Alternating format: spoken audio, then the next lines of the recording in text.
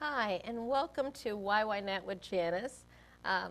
Thank you for joining us. Our show is about helping others reach their goals and provide some great source of information for people that can help them reach their goal, get social information, just here to help you be who you need to be, what you need to be, where you need to be, and how you need to be, help and advice.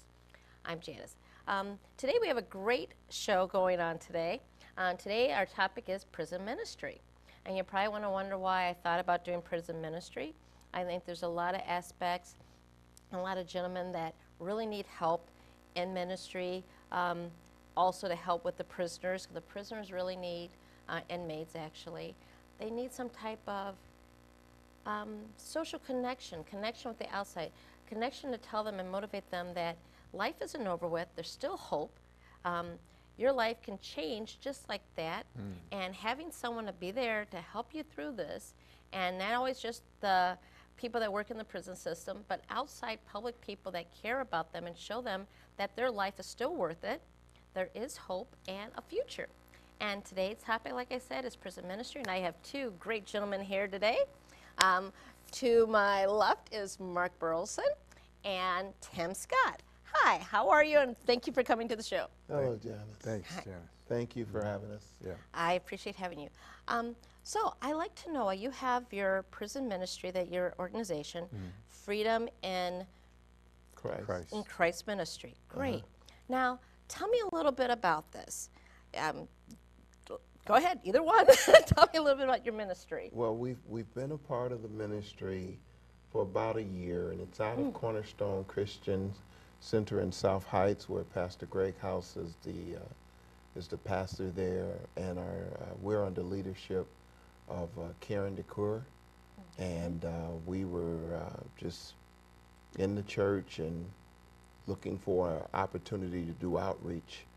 Myself, I know I might be speaking for Mark too, but yeah, we were hungry to bring the church to outside and outreach, and that's how we got started. Oh, okay. Yeah. Now, with your outreach ministry, which prisons do you go to? How do you even go about this? You just can't knock on the prison door and say, let me in, I want to talk to everyone. How do you even go about having a prison ministry or being able to get access to go in? Well, that's Karen DeCoeur, our leader. She is the one that gets us into the prisons, and she makes all the connections. And last year we visited Pontiac, which was a maximum security prison. And we did go up to Cook County for a while. And now we are down in the Kankakee County area. So she really coordinates everything, and she gets the doors open. She's been in the ministry for 20, 25 years, something like that. So yeah, she knows how to get us there. Now, do you guys go every week normally or monthly? How do you guys what's your schedule like to go to a prison? So we go every other Friday, first and third Fridays. And we, right now, as Mark said, we're in the Kankakee area, and we go and minister to the guys, and just sometimes just interact. So on first and third Fridays, those are the days that we usually go, and we're usually there for a couple of hours. For a couple hours. Is it a large group of you that go, or just a couple?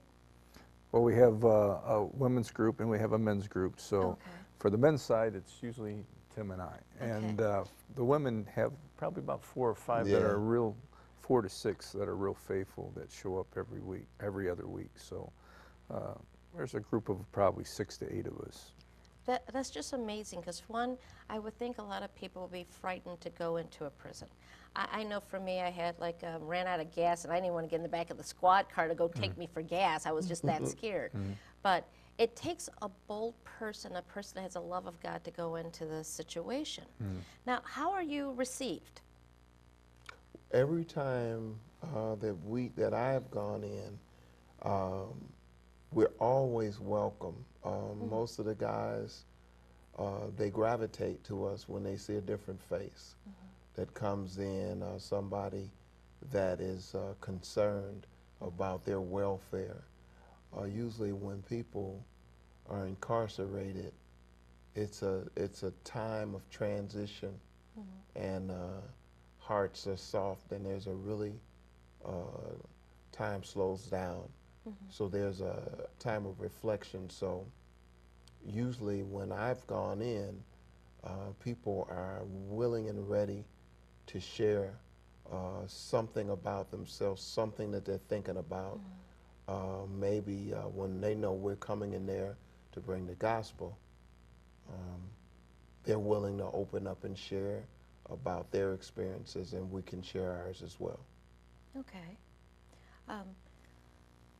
Is it like the setting? Do you have like certain people you go to? Do you work with the chapel there, the chaplain there, or do you just go in and there's the like on the board that people know the Freedom in Christ Ministry is coming at 10 o'clock? Come down and sign up, and you could talk to them. How does that work? Even getting prisoners to want to come and talk to you? Well, we don't give them that opportunity to select whether they want to talk to us. We approach them. You know, so we just really, they turn us loose. Oh, really? Yeah. Where do you guys want to go? So they're really accommodating. You know, wow. They treat us really well. You know, I love the rapport Tim has with the guards. You know, he's got an ability to connect, and he always connects with them, and he's always interested in what's going on in their life. I mean, he don't stop. He's nonstop. I love that about him. But they really give us free reign, so we get the. It's a big facility, so I can get a little turned around. But we have just about in every floor different cells where we have now made a connection with these prisoners. They're looking for us to come, and when we see them, you know, I was in one last week, and where's Tim at? I said, well, he's just around the corner, and I said, hey, Tim, come on over here, and he come over, and we got the talk with the guys. So we've built a connection with them now, and so we try to move around as much as we can to encourage as many guys as we have in the 2 hours that we're there. Wow, so you're there 2 hours and really making connections, it sounds like.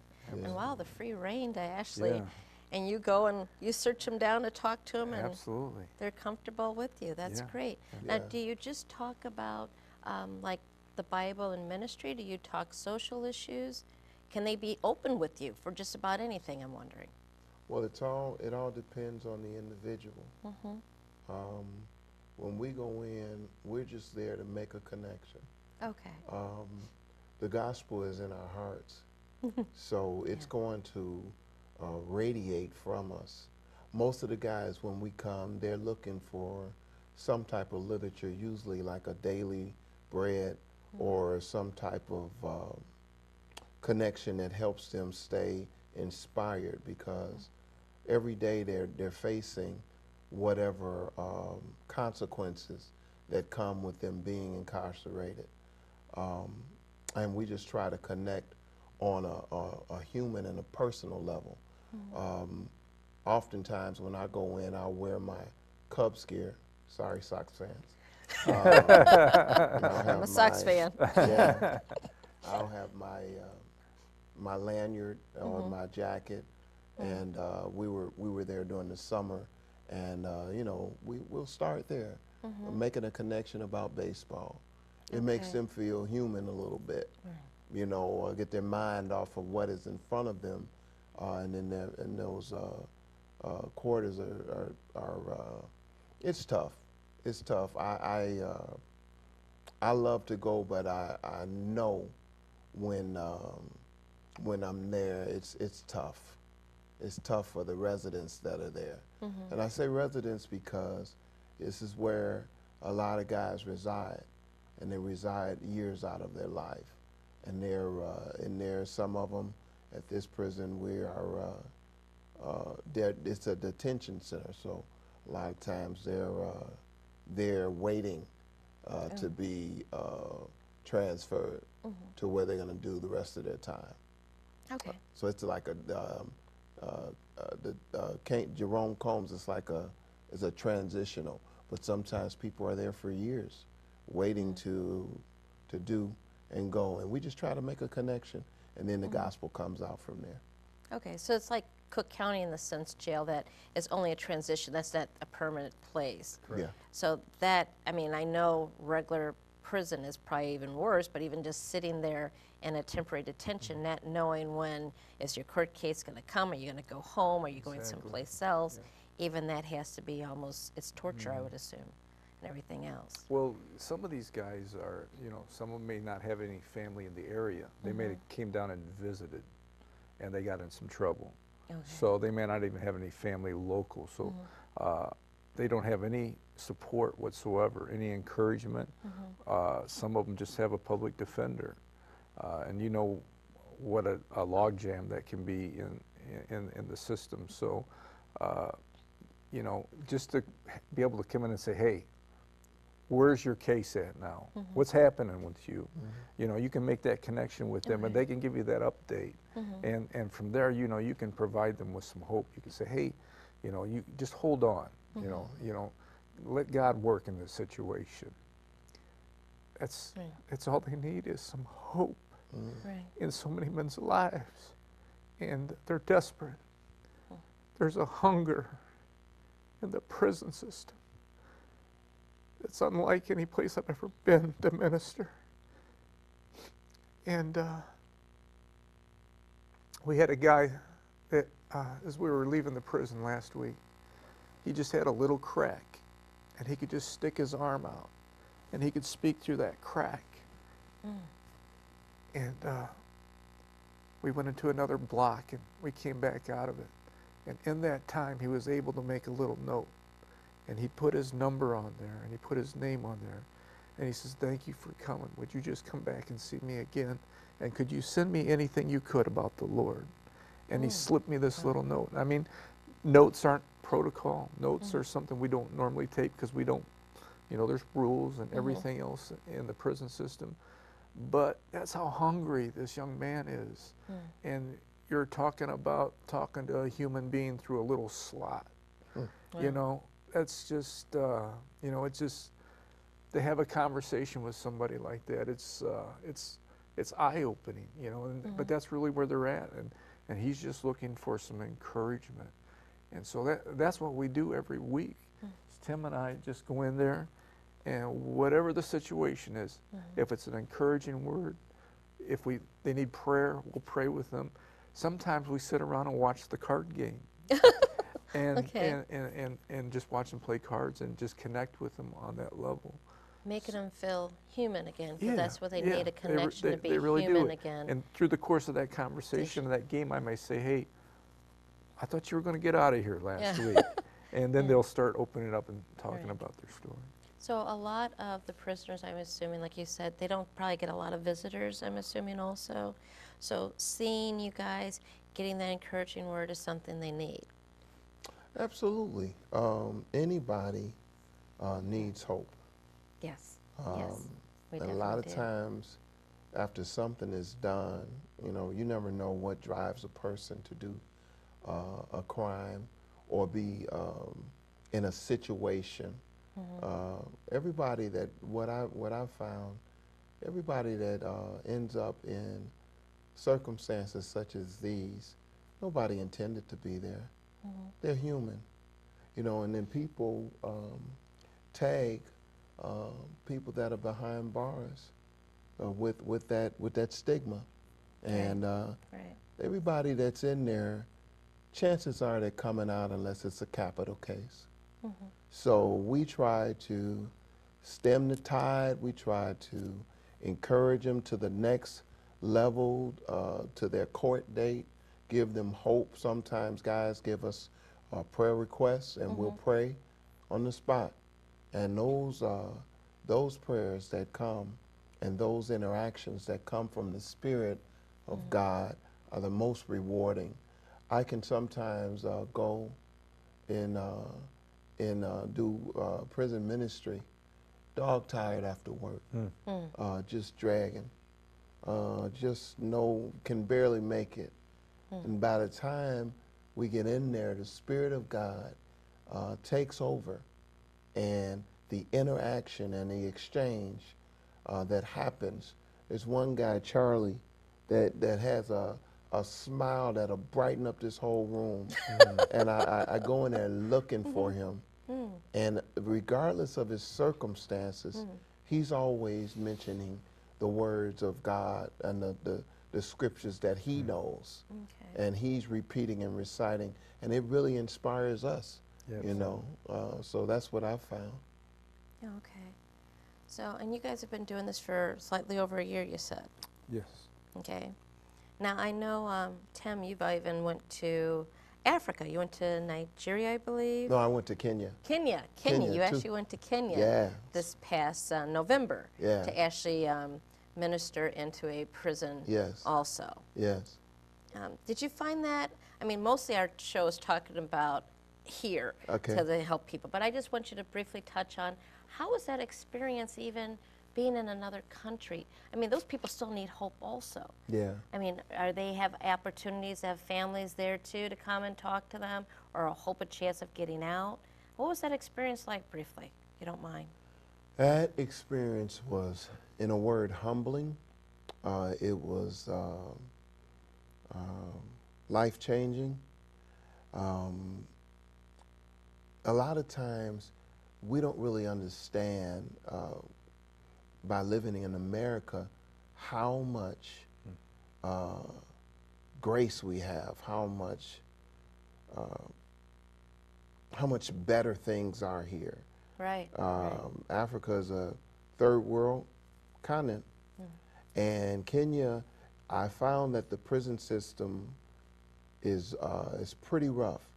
We went to 9 prisons, both male and female, and the one thing that stands out with the female prisons is, well, both prisons, they don't really have a lot that is supplied to them. So as missionaries, we went and took items, toiletries, just basic necessities, because that wasn't supplied there.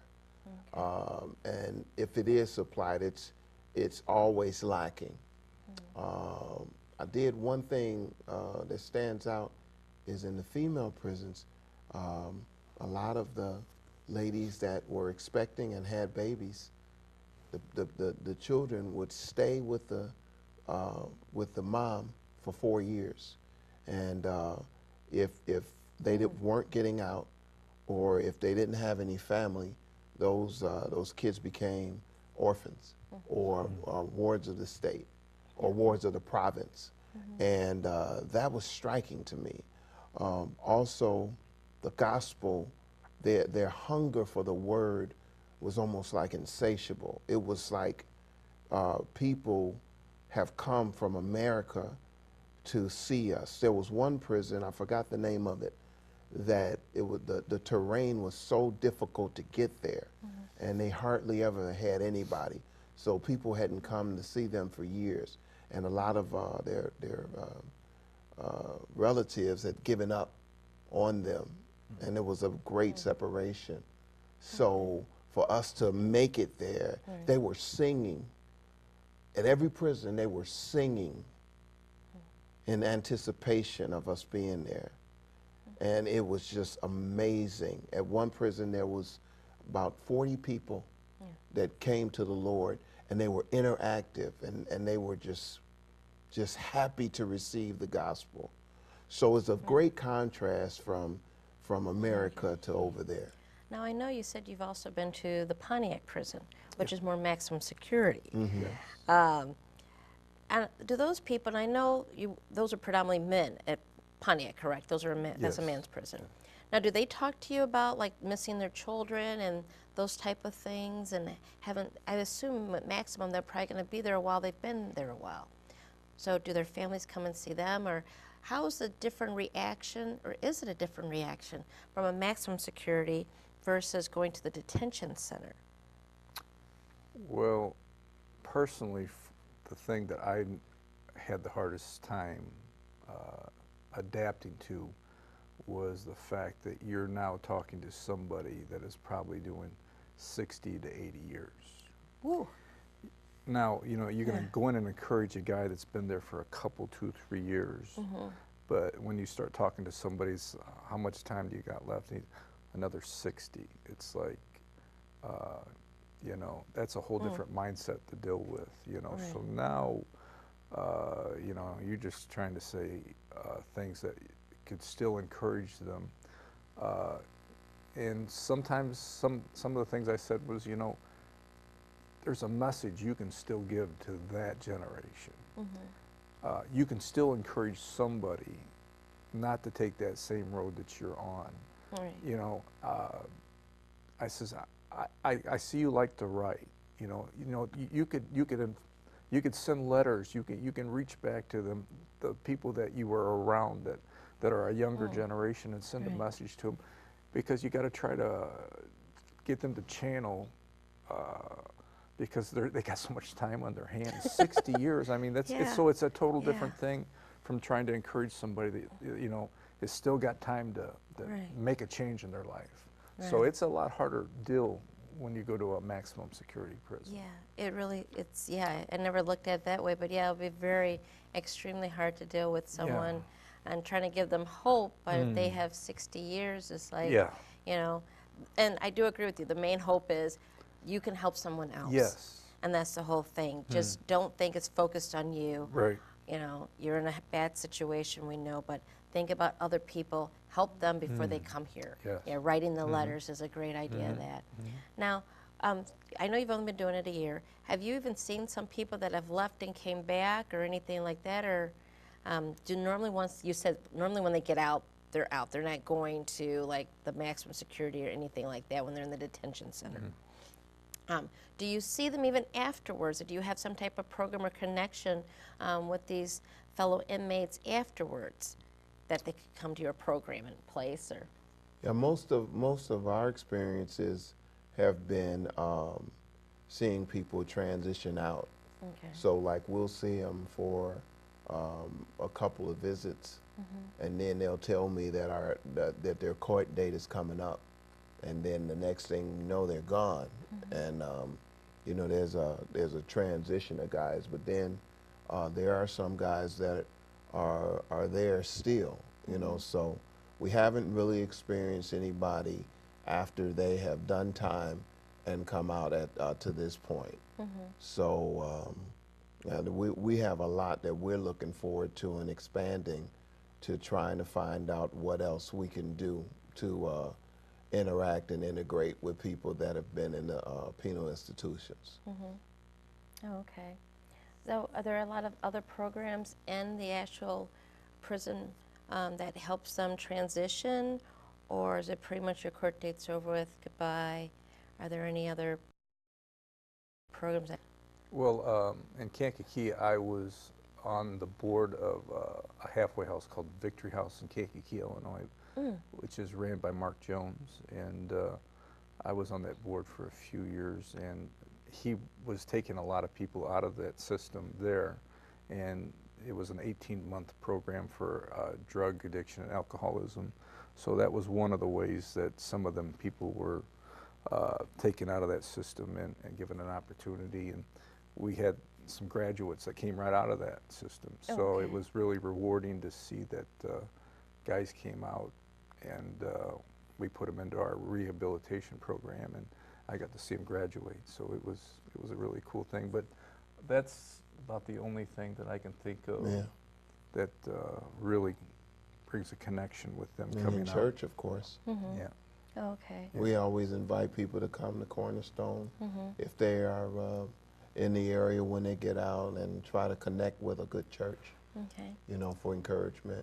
Have you seen any of them? Oh, yes, you say you haven't seen any of them like come to the church or anything like Not that. as of yet, but we're Not looking. yet. We're looking Okay. for them. Okay. Now, do you normally try to recruit people to help at church or in just the community to help? I'm assuming there's a big need, and you probably need a lot more than 2 to 4 men to help out. We were just talking about that, and it's amazing. You know, I threw it out there on Facebook a little bit, and you hear a lot of people say, "Oh yeah, I always want to do that. I always want to do that. I always want to do that." And then you say, "Hey, well, here, let me send you this application. Just fill it out. You know, you can come be part of our team." And and that's where it seems like it just drops, you know. So you get people that, you know, for some reason they just don't, you know, they make a connection initially, but after that they just never follow through and get involved with the ministry. That's probably a lot with most ministries or most social aspects things. You know, you say you want to do it, and then actually, they're actually going to take my application. No, I'm busy. You know, you want to do it or the spur of the moment. Now, what is the process? I assume you got to get fingerprinted and background checked. Okay. You go through a process of getting cleared. It's a pretty lengthy application depending on what institution you're going into. And then once that's done, they do the background check, and then you're approved.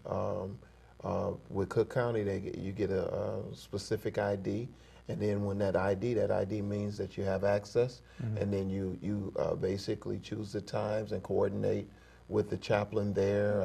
Karen does a lot of our stuff, and we make connections that way, and just make time to go in there and be available. Now, I want to ask you guys personally, why did you decide to help out, and why did you decide to focus on inmates? Well, I mentioned to you earlier that I came out of 20 years of drug addiction and alcoholism. So I used to go to a lot of recovery meetings, and you know, drug addiction, alcoholism, it crosses every socioeconomic boundary, race, whatever. It affects everybody. So the prison system was always a part of our meetings. There was always a population that was coming from the prison systems. And then, like I said, when I met Mark Jones from Victory House, he was getting a lot more people out of the prison system into our halfway house. So I just became more and more exposed to them guys. And, you know, they're great guys. And when I got around them and see the transformation that took place in their lives, I just knew that was something I wanted to do. And so when I got off the board of Victory House, I came to Cornerstone, and they said, hey, we got a prison ministry. It's like, I'm going. I'm going. Right. Because that's what people need to understand, that inmates still have hope, and they still have a life afterwards. Oh, You know, you can't just brush them aside. They are people, they're humans, and when you dehuman someone, that's when, you know, you lose that sense of worth and sense of self, okay? I guess we're almost near the end of the show. I'm assuming, Tim, that you kind of got into it for the same way also? I know that the scripture says that, you know, when I was in prison, you didn't visit me and stuff like that. So as a minister, I always want to make sure that if nobody else goes, I will. And that's why I got into it. Okay. Well, thank you both for coming on our show. I appreciate you talking to our audience about prison ministry. Thank you very much for coming and showing. I'm Janice with Why and Why Not. Please check us on the website. We have whywhynot.com. We're also located on Facebook and Twitter. We also have YouTube. Please check out our videos. Appreciate it very much. If you have any questions, please check out our email address. Check out also Cornerstone's ministry if you have any interest in prison ministry. And thank you very much for your help. Thank you. Good night.